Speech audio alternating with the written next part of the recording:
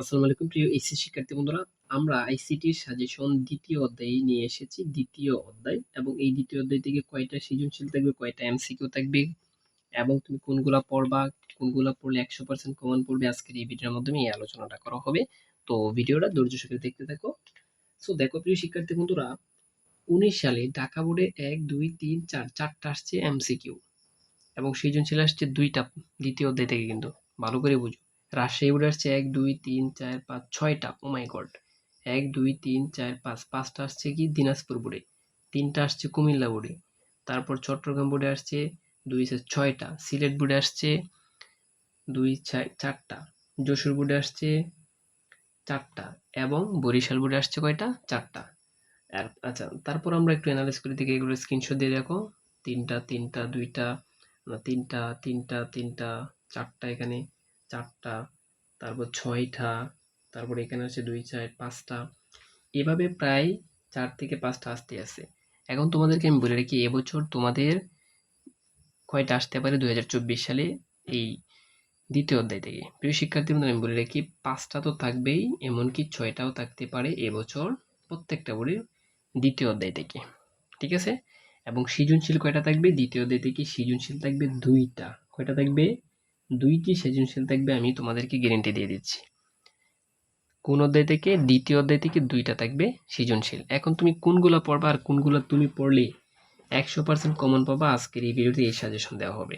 প্রিয় শিক্ষার্থী বন্ধুরা, তার আগে বলে রাখি, যারা এখনো চ্যানেলটা সাবস্ক্রাইব করেনি সাবস্ক্রাইব করে রাখো ইচ্ছা করলে।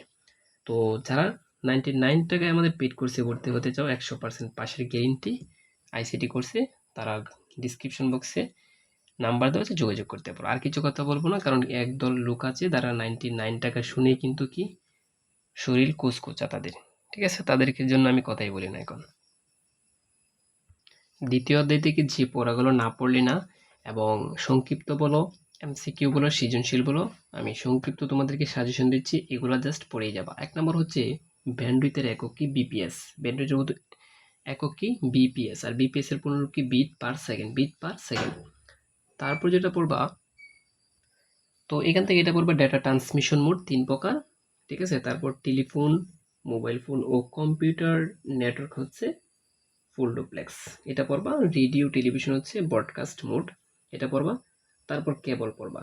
ঠিক আছে, কোএক্সিয়াল কেবল কত প্রকার, টুইটেস্ট কত প্রকার বা কত জোড়া তার থাকে।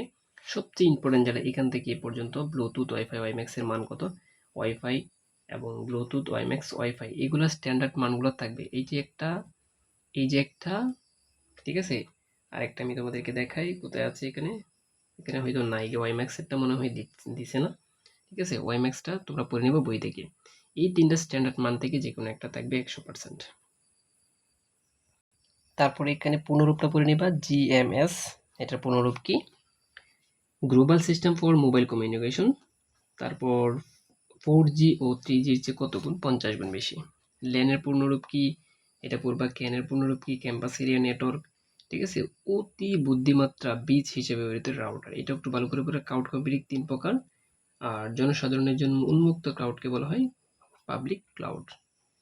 আশা করি এগুলো তোমরা যদি পড়ে যাও তাহলে 100% কমন পড়বে। শুধুমাত্র কিসের জন্য এগুলো কিন্তু সীমাবদ্ধ না, বাকি এগুলো পড়বা।